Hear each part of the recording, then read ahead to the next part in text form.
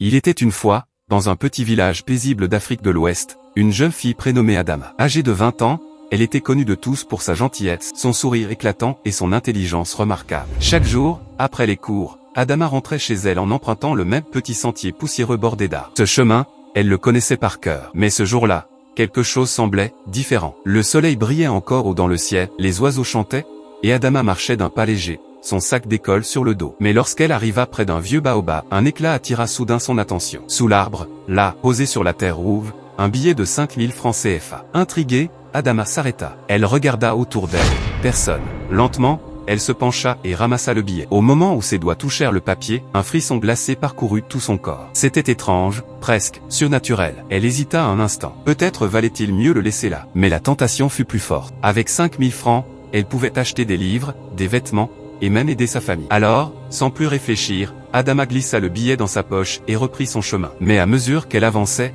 une sensation de malaise s'installa. Le vent semblait plus froid, le sentier plus sombre. Elle se retourna une dernière fois vers le grand baobab. Comme si, en ramassant ce billet, elle venait de déranger quelque chose de sacré. Ce qu'Adama ignorait, c'est que ce billet n'était pas tombé du ciel. Il avait été déposé là par un esprit maléfique, gardien des ténèbres, à la recherche d'une âme innocente à piéger. Le lendemain matin, Adama se leva de bonne humeur. Elle pensait encore à sa trouvaille de la veille, persuadée que la chance venait enfin de lui sourire. Après un petit déjeuner rapide, elle se rendit au marché, un lieu vibrant où résonnaient les cris des commerçants et les parfums des épices. Elle se dirigea vers une échoppe de vêtements qu'elle connaissait bien. Depuis des semaines, elle rêvait d'un pantalon léger, parfait pour l'été. Et ce matin-là, elle pouvait enfin se l'offrir. Le vendeur, un homme jovial, la salua chaleureusement. Adama paya avec son billet de 5000 francs, et aussitôt, un picotement étrange remonta le long de ses doigts. Elle frissonna, mais n'y prêta pas attention. Avant de quitter le marché, elle remarqua un petit restaurant au bout de l'allée. Un lieu modeste, mais accueillant. L'idée d'un bon repas la séduisit, et elle entra. À l'intérieur, la lumière tamisée donnait une ambiance douce et mystérieuse. Une serveuse au sourire figé l'invita à s'asseoir. Adama commanda un plat de riz avec de la viande et des légumes. Mais lorsqu'elle sortit de sa poche le billet restant, un étrange malaise s'empara d'elle. Son cœur se serra. C'était comme si ce bout de papier respirait, comme s'il la regardait. Elle chassa cette pensée, mais tout au long du repas, cette sensation ne la quitta pas. Chaque bouchée lui paraissait plus lourde que la précédente, comme si quelque chose la vidait de son énergie. La serveuse la fixait sans un mot, ses yeux brillant d'une lueur inquiétante. Perturbée, Adama quitta le restaurant en rate. Mais dehors, l'air était glacial. Le jour s'assombrissait plus vite que d'habitude. Et dans le silence du vent, elle crut entendre des murmures. Les jours passèrent. Adama ne dormait plus. Ses nuits étaient remplies de cauchemars et ses journées d'un épuisement étrange. Chaque fois qu'elle pensait au billet, une chaleur froide envahissait son corps. Elle essaya de l'oublier, mais l'argent semblait l'appeler.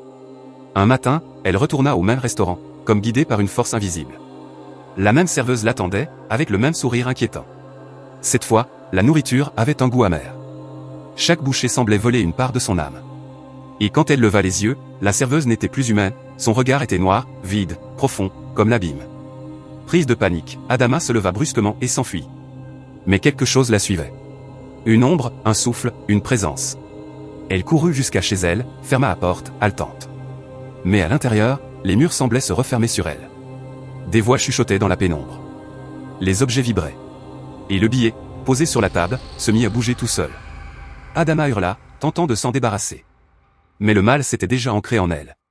Son cri résonna dans toute la maison, puis plus rien. Le lendemain, les habitants du village découvrirent la maison vide. Adama avait disparu. Seul restait, posé sur le sol, le billet de 5000 francs CFA, parfaitement intact.